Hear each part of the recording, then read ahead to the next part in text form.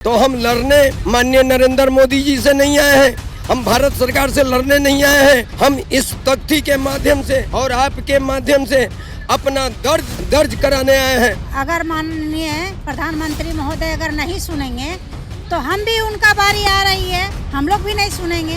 But क्या हुआ, 45 दिन तो क्या 3-4 महीने होने को जा रहे हैं, किसी के उसमें पैसा नहीं गया। हमने कोऑपरेटिव सोसाइटी को लाखों आवेदन भेजे, लेकिन कोऑपरेटिव सोसाइटी ने इसको घुमाने का काम किया। अब तो यहाँ तक आ गए हैं करो या मरो की कंडीशन। आज हमें अपनी शक्ति का प्रदर्शन दिखाना पड़ेगा। गोरेगांव में जो सहारा इंडिया के स्टूडियो है उसको बेचकर जमाकर्ता के पाई का भुगतान करो। तो इसका बहुत बड़ा खामियाजा देश के सरकार को भोगना पड़ेगा। यह बात सुन ले सरकार बहुत ही ज्यादा मात्रा में लापरवाही कर रही है। नमस्कार, आप देख रहे हैं द न्यूज़ 15 और आपके साथ मैं सुमिका गुप्ता जो इस वक्त जंतर मंतर पर मौजूद हूं। और मेरे पीछे आप देख सकते हैं तमाम भीड़ यहाँ लगी हुई है, धरना प्रदर्शन चल रहा है। यहाँ लोग बैनर लेकर खड़े हैं, सरकार नहीं ले रही संज्ञान, सहारा निवेश है परेशान।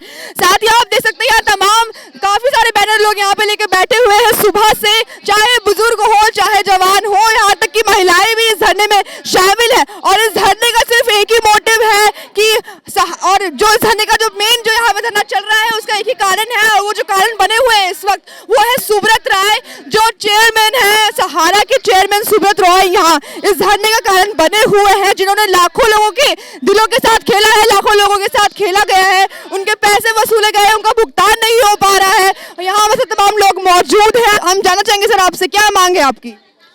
हमारी यही मांग है कि सरकार ध्यान दे, हमारे जमाकर्ताओं का भुगतान करे। अगर भुगतान नहीं करती है तो इसका खामियाजा 2024 में भुगतना पड़ेगा, क्योंकि अभी सरकार ये समझ रही है कि मैंने अभी जो 3 चुनाव जीत लिए हैं वो चुनाव किसी उस पे नहीं जीत लिए हैं, वो चुनाव केवल एक प्रदेश का चुनाव था इसलिए जीत लिए हैं, किसी कारणवश जीत लिए हैं। ये 2024 का चुनाव नहीं जीत पाएंगे, क्योंकि 13,000 करोड़ जमाकर्ता जो है उसकी अगर 5 सदस्य भी एक घर से लगा ले तो आधी जनसंख्या हो जाती है 65,000 करोड़ जनसंख्या। अगर 65,000 जो करोड़ जनसंख्या प्रभावित है उसका दर्द जो है वो दर्द में 2024 में दिखाया जाएगा। देख सकते हैं यहाँ पे लोग कितने परेशान हैं, उनकी कितनी मांगे हैं सरकार से। मैम, मेरा 1.5 लाख रुपया सारा हमारा इंडिया सोसाइटी में है, जो कि मैच्योरिटी 2021 में पूरा हो गया है और अभी तक पैसा नहीं मिला है, ना तो कुछ उम्मीद दिख रहा है। क्या करें, ऑनलाइन भी करता हूँ तो जो बैंक क्लोज है वो सिस्टम पे आ रहा है। बिहार स्टेट सीतामढ़ी डिस्ट्रिक्ट से चल के आया हूँ।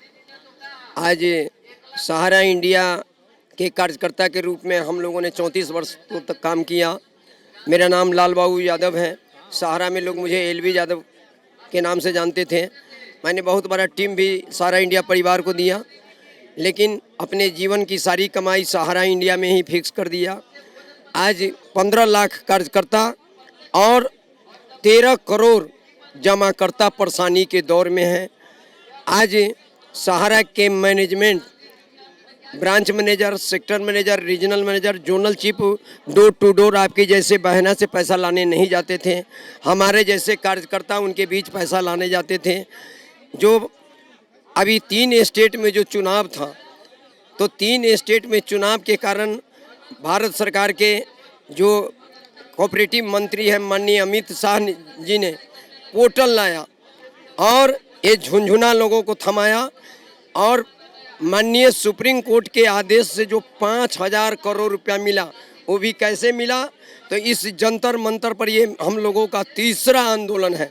हाँ, इससे पहले भी आप कई दफा कर चुके हैं आंदोलन वगैरह, लेकिन मीडिया के लोगों ने इसको हाईलाइट नहीं किया है। कहाँ गया नेशनल मीडिया? तो हम लड़ने माननीय नरेंद्र मोदी जी से नहीं आए हैं, हम भारत सरकार से लड़ने नहीं आए हैं। हम इस तख्ती के माध्यम से और आपके माध्यम से अपना दर्ज कराने आए हैं। अगर केंद्रीय नेतृत्व इसको ध्यान नहीं दिया तो आने वाले 24 के जो लोकसभा का चुनाव है, हम आपके माध्यम से काराकाट के MP member of parliament Mahabali Singh ji को हम कोटि कोटि नमन करते हुए तमाम कार्यकर्ताओं और जमाकर्ताओं की ओर से उन्हें सैल्यूट करता हूं कि उन्होंने लोकसभा में उठाने का काम किया, बहुत बारीकी से रखा। हम निंदा करते हैं ऐसे जनप्रतिनिधियों को जो हमारे बीच से वोट पाकर आया, चुनाव जीता, राज्यसभा में गया, लोकसभा में गया या ये स्टेट में विधानसभा में गया और वो हमारी बात को नहीं उठाया, उसको नैतिकता के आधार पर टिकट लेकर हमारे बीच आने की जरूरत नहीं है।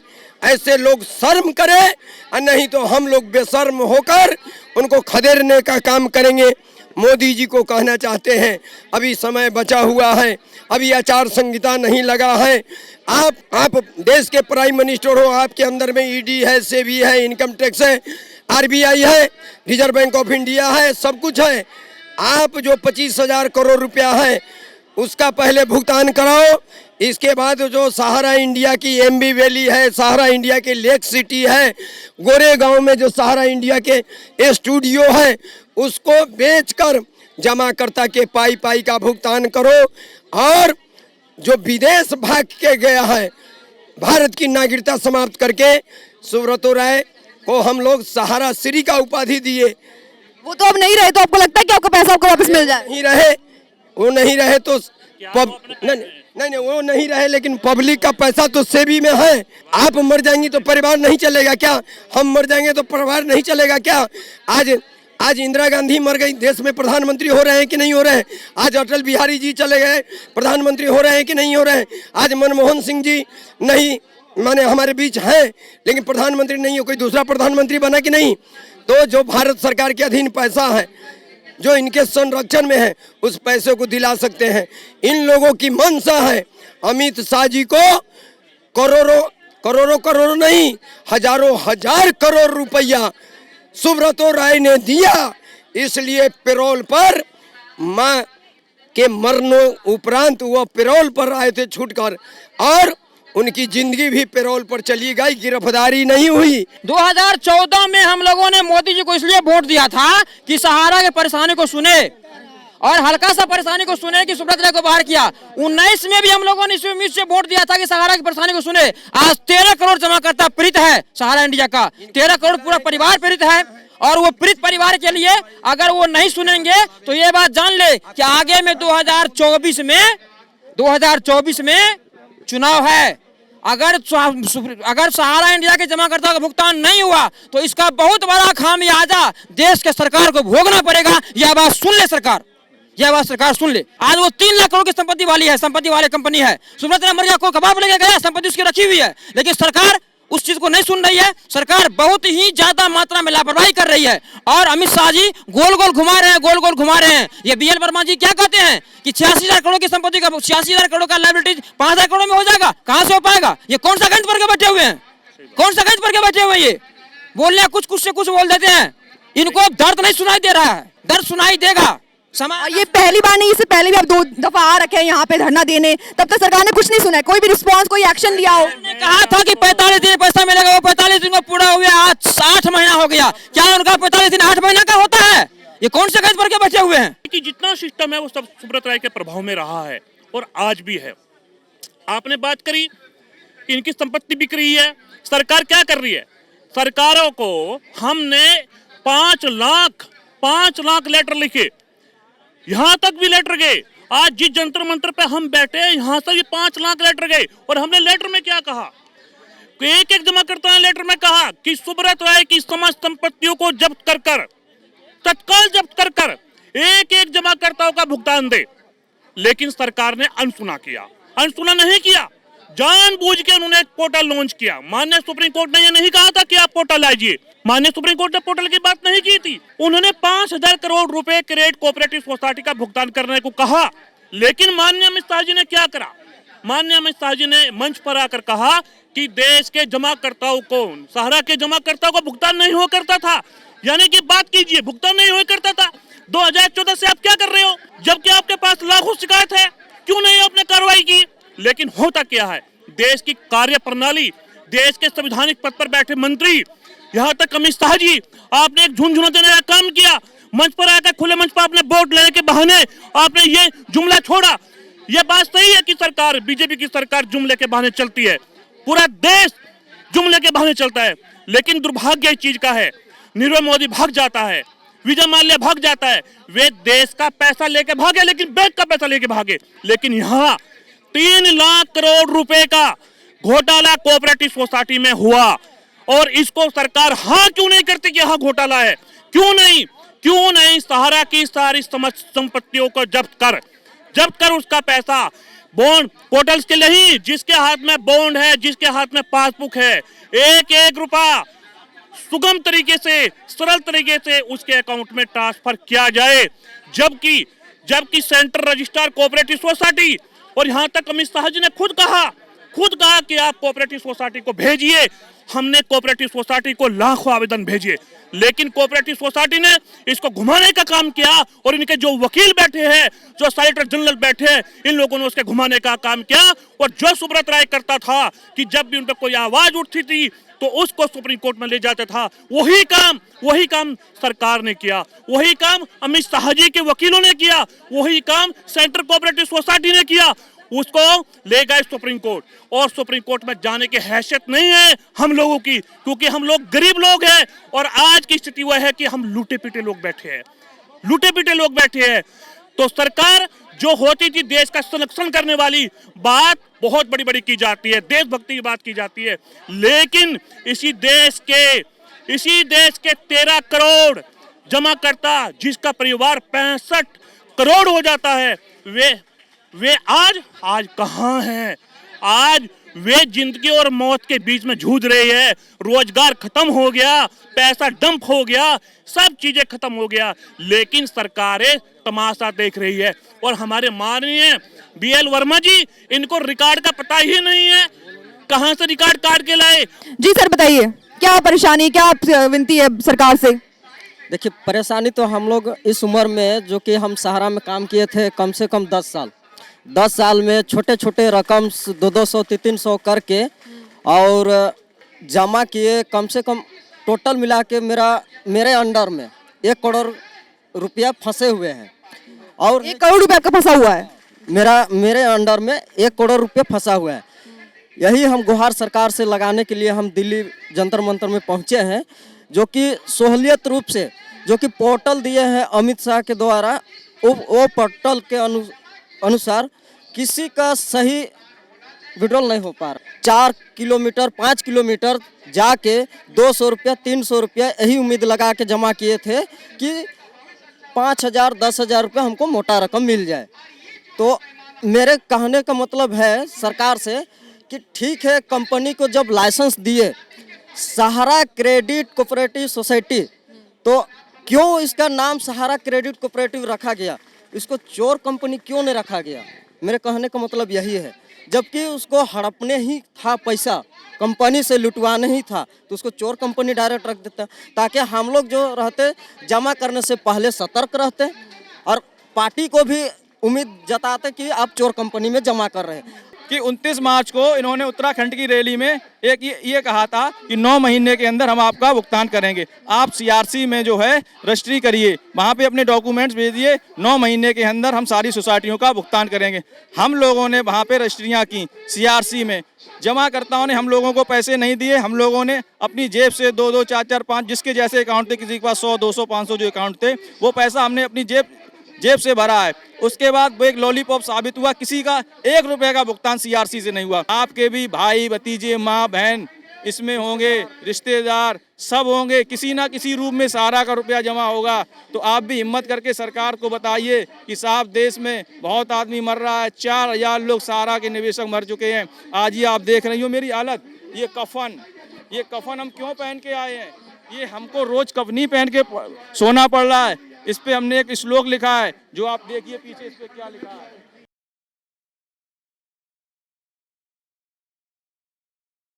रात की चादर को कफन समझकर सोता हूँ, न जाने कौन सी रात मेरी आखिरी रात होगी।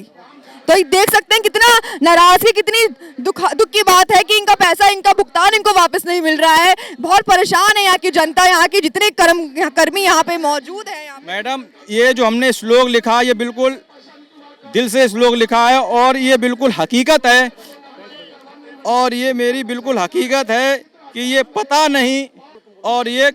नहीं है कि मेरी कौन सी रात आखिरी रात हो जाए। जब हम सुबह घर से रात को जब हम सोए सुबह उठते हैं, फिर ये पता नहीं लगता कि इस बिस्तर पे हम दोबारा शाम को सो पाएंगे या नहीं। इसलिए हमने ये लिखा है, कौन सी रात मेरी आखिरी रात हो जाए, इसलिए हम कफन समझ के ओढ़ते हैं। तो आप देख सकते हैं यहाँ पे हमारे साथ औरतें भी मौजूद हैं, महिलाएं मौजूद हैं जो इस धरना में प्रदर्शन कर रही हैं। साथ में क्या दुख है सर, मैम आपसे क्या सरकार से मांग है आपकी? हम लोग अपने ही जमा पैसे के लिए 12 सालों से दर दर भटक रहे हैं। सहारा इंडिया सभी जानते हैं, सहारा इंडिया सुब्रत राय कंपनी थी जो उसमें तमाम लोग काम करते थे। 12 लाख एजेंट साथी हमारे और 13 करोड़ पीड़ित निवेशक हैं जिन्होंने पैसा जमा किया हुआ है। आज 12 सालों से वो दर दर भटक रहे हैं अपने ही पैसे के लिए, लेकिन ना तो सुब्रत राय ने सुना और ना ही सरकार ने सुना। तो और इसके साथ साथ अब ये देखिए कि अभी 14 नवंबर जो निकल चुका है उसमें सुब्रत राय के निधन भी हो चुका है। उनके निधन के बाद उनकी तमाम जो संपत्तियां हैं वो भी बिकना शुरू हो गई। उनका जो गोमती नगर लखनऊ में हॉस्पिटल था 940 करोड़ में वो भी बिका। मैं अपनी तरफ से नहीं कह रही हूँ, तमाम मीडिया चैनलों ने और इसको दिखाया, पेपर में भी इसका आया है। इसके बाद 200 एकड़ की एक ज़मीन भी उनकी बिक जाती है, ये भी मैं नहीं बता रही हूँ, ये भी पेपर में अमर उजाला की खबर है। तो ये है कि हम लोगों की ये जो हम लोग इतने पीड़ित लोग हैं अब तो यहाँ तक आ गए हैं करो या मरो की कंडीशन। आज हमें अपनी शक्ति का प्रदर्शन दिखाना पड़ेगा क्योंकि ना सरकार हमारी सुन रही है ना सुब्रत राय तो अब चले गए। मैं क्या कहूँ, अब बचे उसका, अब सहारा का कोई अस्तित्व ही नहीं बचा है। अगर बचा होता तो अभी इतने एक महीने के अंतराल में कहीं से कोई ना कोई तो खबर आती, कोई ना कोई तो लेटर जारी होता, लेकिन कहीं कुछ भी नहीं है। अमित शाह जी ने हम लोगों को भी वो भी जुमला जो कहते हैं ना कि अंधी बहरी और गूंगी, अंधी है और बहरी है मगर गूंगी नहीं है अमित शाह की सरकार। अमित शाह जुमलेबाजी में बहुत नंबर 1 है, नंबर 1 फेंकते हैं वो। उन्होंने एक पोर्टल लॉन्च किया था। हम लोगों ने ये धरना, हम लोग ये जो प्रदर्शन कर रहे हैं संयुक्त ऑल इंडिया जन आंदोलन संघर्ष न्याय मोर्चा के बैनर के तले, इससे हम लोगों को एक जीत मिली थी।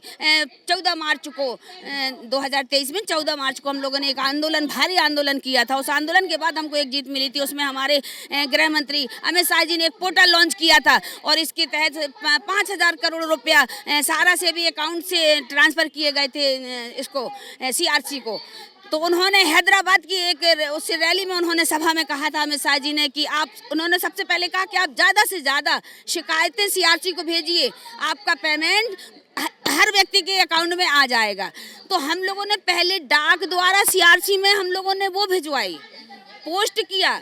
फिर इसके बाद इंतजार कर रहे थे रोड मैप आने वाला है, रोड मैप 4 महीने तो भैया इंतजार करते करते निकल गया था ना, रोड मैप आना है। उसमें हम लोग शिकायतें करते रहे, उसमें भी मैडम पैसा खर्चा होता है, पब्लिक ने उसमें भी पैसा खर्च किया।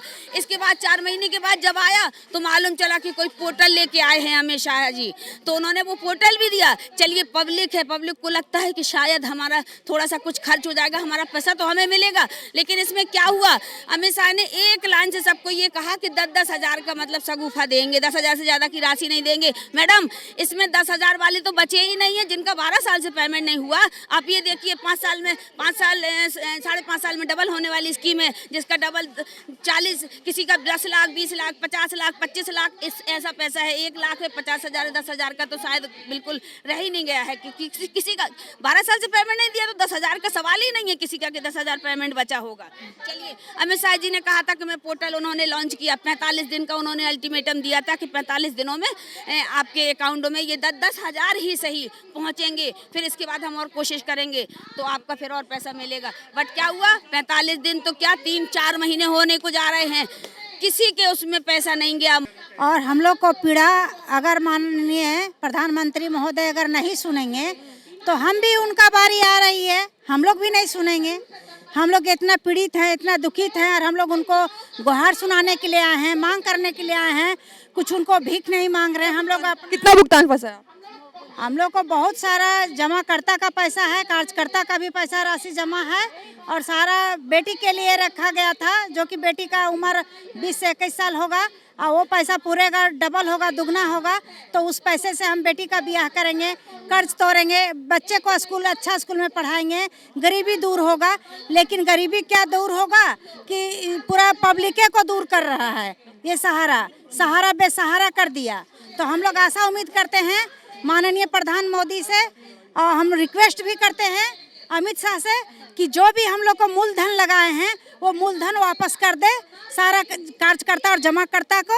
बस उसी से हम लोग संतुष्ट करके हम लोग वही मांग के लेकर के हम लोग संतुष्ट कर लेंगे और हम लोग भूल जाएंगे कि इसमें इंटरेस्ट भी कुछ मिलने वाला था। तो जैसे कि हमने देखा यहाँ पे तमाम लोग यहाँ मौजूद हैं, बिना खाए पिए सुबह से यहाँ लगे पड़े हैं, सरकार से मांग कर रहे हैं। उनकी मांग सिर्फ एक ही मांग है कि उनका पैसा उन्हें वापस दे दिया जाए, उन्हें और कुछ नहीं चाहिए, उनका भुगतान उन्हें वापस मिल जाए। और यहाँ पे आप देख सकते हैं पुलिस भी पीछे धरना दे रही है, सेफ्टी के साथ पूरा ये कार्यक्रम जो है आयोजित किया गया है। धरना प्रदर्शन सुबह से चल रहा है, बिना खाए पिए लोग यहाँ पे मौजूद हैं, महिलाएं तक यहाँ पे उठी हुई हैं, दूर दूर से यहाँ पे लोग मौजूद हैं सिर्फ अपना पैसा लेने के लिए। और अब सरकार इस पे क्या फैसला सुनाएगी, क्या इस पे आगे सुनवाई होगी, ये तो वक्त ही बताएगा। इसी के साथ देखते रहिए द न्यूज़ 15। मैं सुमिका गुप्ता, कैमरामैन अंबर के साथ।